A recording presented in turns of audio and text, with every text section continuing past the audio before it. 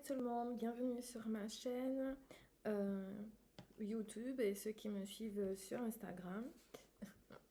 Donc c'est cool, merci pour votre soutien et je tiens à préciser avant de commencer que ma société aura 5 ans en 2025 et que je l'ai construise, j'avais pas encore 30 ans, donc là je suis au début de ma trentaine.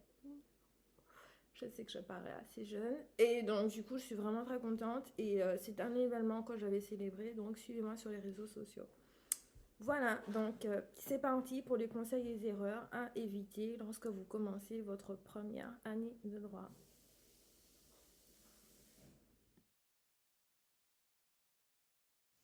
Donc, souvent, on me demande comment je fais pour m'organiser entre les cours magistraux, les TD, les examens et les rattrapages. Okay, donc this is like a very good questions because donc pour les cours magistraux, en fait, je n'allais pas forcément à tous les cours. Je sais que c'est pas très glamour de le dire, mais c'est la vérité. Pourquoi? Parce que j'avais beaucoup de matières et beaucoup d'activités en dehors. Donc, je priorisais bien évidemment les matières ATD et à fort coefficient. Et les autres matières, ben, j'y assistais de temps en temps et je complétais toujours avec un livre, un bon bouquin par contre, vraiment un bouquin que soit les profs me recommandaient ou alors que j'avais vu sur le village de la justice ou sur Dalloz, etc. Quelque chose de vraiment consistant à lire. Et du coup, je prenais beaucoup de plaisir et bien évidemment, tous les week-ends, que ce soit pour enfin, en tout cas pour les matières ATD, je faisais des fiches en fonction de ce que j'avais retenu pendant les cours magistraux auxquels j'étais allée durant la semaine. Donc, bien évidemment, il y a une méthodologie à suivre pour faire ces fiches de révision. Cette méthodologie, on utilise en général un code couleur et donc du coup avec bien évidemment le nom des auteurs, les années, des fiches uniquement pour les jurisprudences, ça je vous le recommande vivement de faire vraiment des fiches que avec les bonnes jurisprudences à apprendre un petit peu par cœur, bien évidemment. De toute façon, si vous êtes en fac de droit au début, c'est difficile, mais après, vous allez vous entraîner, votre mémoire va enregistrer, c'est une mémoire un peu sélective, de façon automatique l'essentiel. Alors, il y a plusieurs techniques, bien évidemment, pour apprendre par cœur. La technique écrite, la technique oratoire et la technique visuelle. Le mieux, c'est de combiner les trois. Moi, je dirais que j'ai plus une mémoire écrite quand même.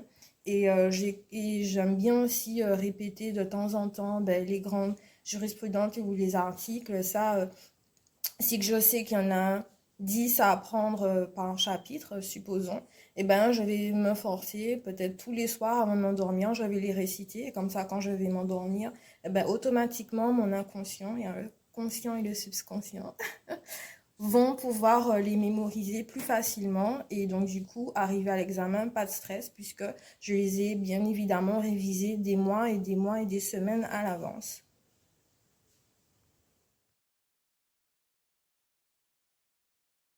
Donc en général, les TD, vous en avez deux ou trois en fonction des années où vous vous trouvez en licence ou en master.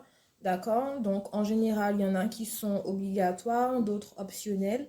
Donc mon conseil pour moi, au-delà de l'assiduité, c'est ben, bien évidemment de tous les préparer à l'avance, de vraiment faire un effort de les préparer.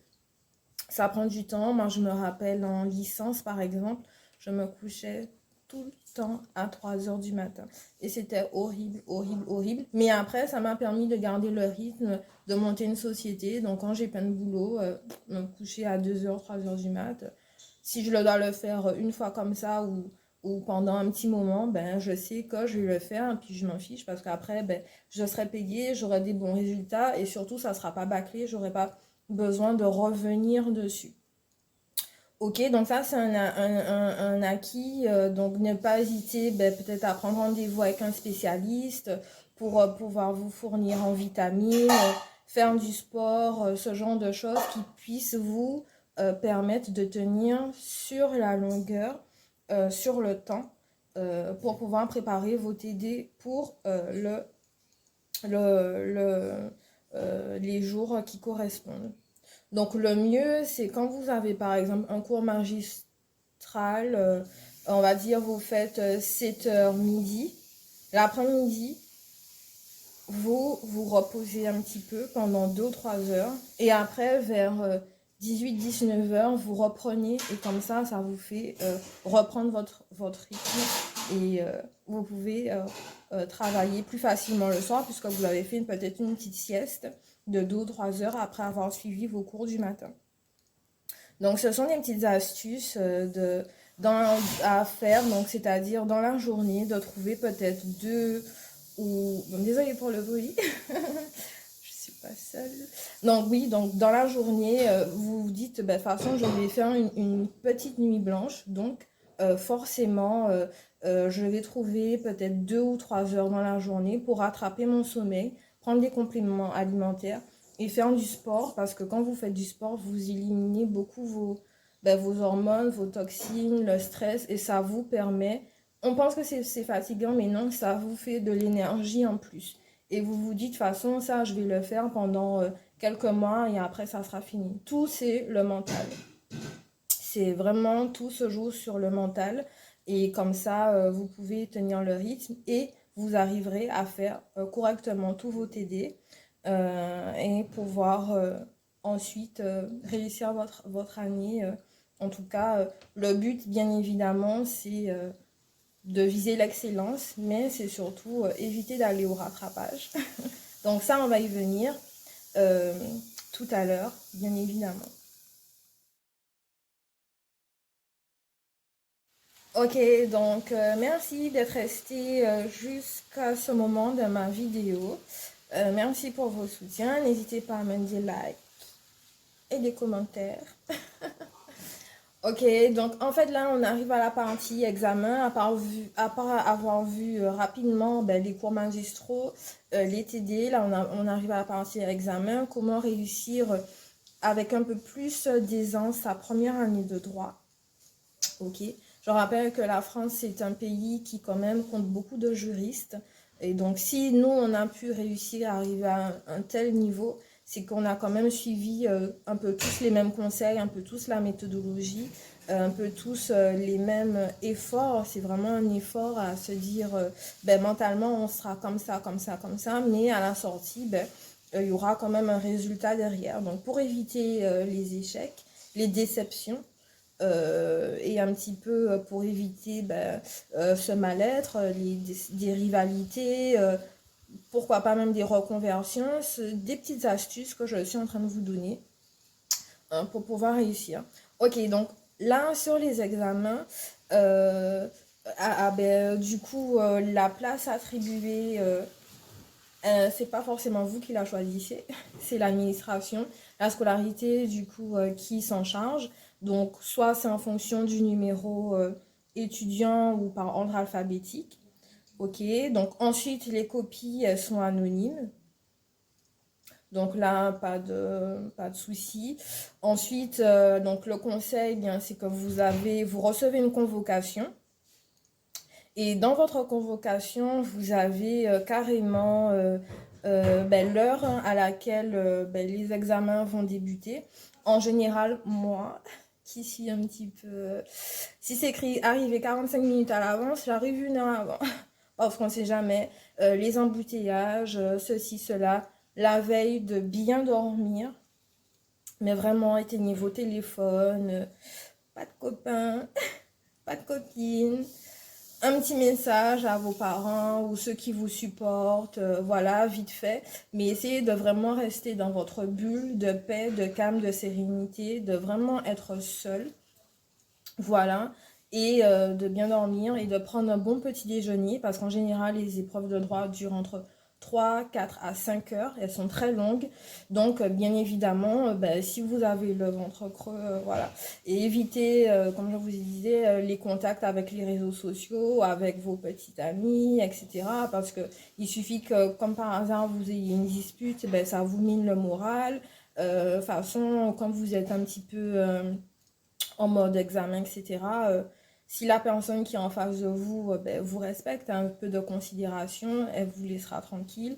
Et voilà, chaque chose en leur temps. Ok. Ensuite, ben, comme je vous disais, hein, c'est pas vous qui choisissez votre place, etc. Mais l'avantage, c'est que la salle est surveillée.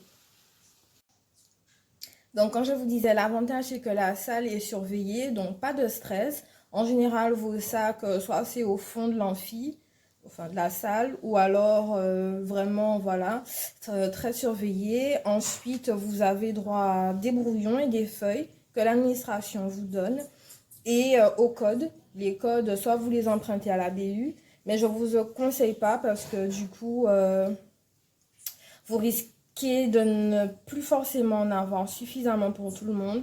Donc de faire un effort pour ceux qui sont boursiers ou quoi que ce soit, ben, de s'en acheter, de s'en prémunir. Voilà, donc achetez vos codes. Au moins, ça montre aussi que pour les révisions, vous pouvez réviser plus facilement, mettre des annotations à l'intérieur si ça vous appartient. Donc, c'est un petit peu plus facile. En tout cas, les codes, c'est mieux de les avoir personnellement. Les livres, c'est autre chose. Parce que vous pouvez faire des photocopies. Maintenant, il y a plein de choses qui sont téléchargeables avec des versions ben, originales, etc. Donc, les livres, c'est autre chose. Mais par contre, les codes, je vous conseille de vous les avoir à vous dans votre propre bibliothèque et de vous les constituer pour votre propre bien. Ok, les annotations, etc. En général, façon, vos chargés de TD, etc. vont vous dire qu'est-ce qui est possible ou pas de mettre. C'est très strict, très réglementé. On ne peut pas faire d'annotations, mais des marque-pages comme ça. Il y a vraiment un processus. Si vous avez bien révisé, de toute façon, les codes, dans le code, les articles et les jurisprudences, si vous avez suivi la méthodologie de faire des fiches chaque semaine, de les apprendre par cœur, vous aurez pratiquement à très peu aller dans le code, surtout que ça fait perdre du temps. Donc, vous les connaîtrez un peu par cœur. Et puis, on va être honnête, c'est pas la peine de surcharger sa copie avec un tas d'articles qui ne servent à rien. C'est vraiment de montrer la démonstration juridique, un raisonnement, quelque chose de fluide et de concret pour dire que finalement, vous êtes capable d'aller à l'essentiel des choses.